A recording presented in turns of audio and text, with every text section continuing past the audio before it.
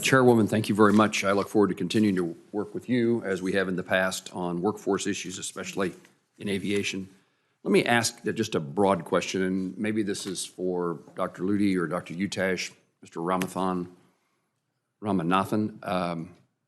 What's the difference between just encouraging STEM education and encouraging aviation education?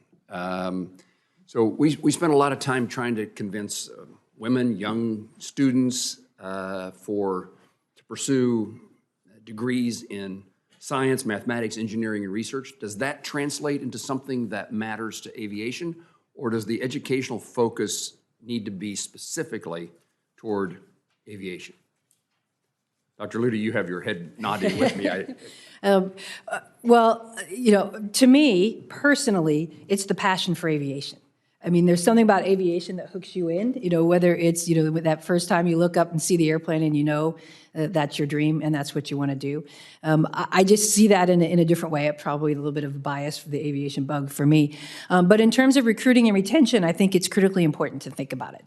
We know, for example, from research that young women tend to self-select out of STEM programs.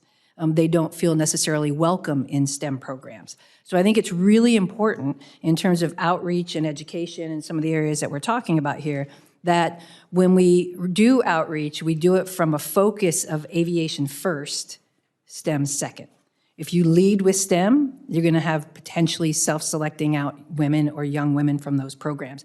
And that's not what hooks them in. You know, the research shows that what hooks young women into aviation, the #1 response on a survey of women in aviation was passion for aviation, followed by the desire to be challenged. You know, that's where the hook is. So I think we lead with aviation because we want to send the message that you know, if you're not interested in STEM, aviation isn't for you. That's not what we want to send. We want to let people know, get hooked on it, or you know, if you have the passion for it, there's a place for you. So there's a distinction. I believe so, yes. Yes, ma'am. I would add into that, I do think there's a distinction. But I think the other thing that's so critically important about this is young children, middle school children, they know what a pilot is, but they don't know what all the other things, you know, you think about at Alaska Airlines, all the people that make that plane fly, all the people it takes that's in that infrastructure. I don't think people really understand, young children don't really understand what those opportunities are. On a flight I was on yesterday, it was a 45-minute delay because a maintenance person needed to come fix something so that we could go in the air safely. That, we have to do a better job, because the way it ties in, Senator Moran, to the STEM is that you do have to have some strong science and math skills to be successful.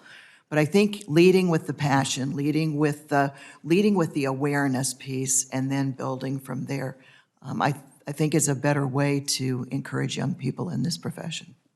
Mr. Ramanathan, I think you said something about we lose to other industries within the tech sector, aviation workers.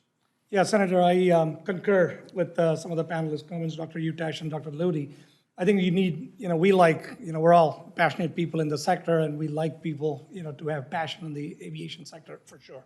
But STEM is a building block. I mean, I think the basics of physics, mathematics is a building block, so that definitely helps for somebody to be preparing for an aviation or aerospace professional.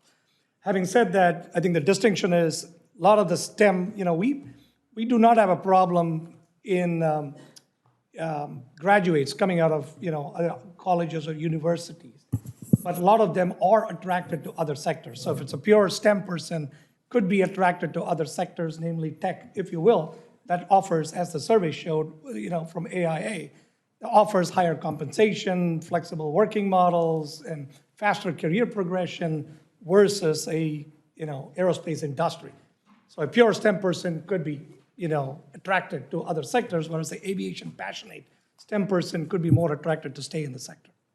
Thank you all for your answers. I'd highlight that next month we'll help cut a ribbon in Atchison, Kansas on a museum honoring Amelia Earhart, and when we've changed out our statue, our state's statue in Statuary Hall to Amelia Earhart. And again, those kinds of circumstances, perhaps a history lesson allows us to capture people to be interested, and in this case, particularly women, to be interested in careers in aviation and aerospace.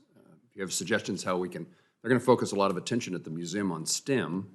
If you can help us figure out how we, based upon our conversation, how we make sure that that's STEM that lends itself well to careers in aviation.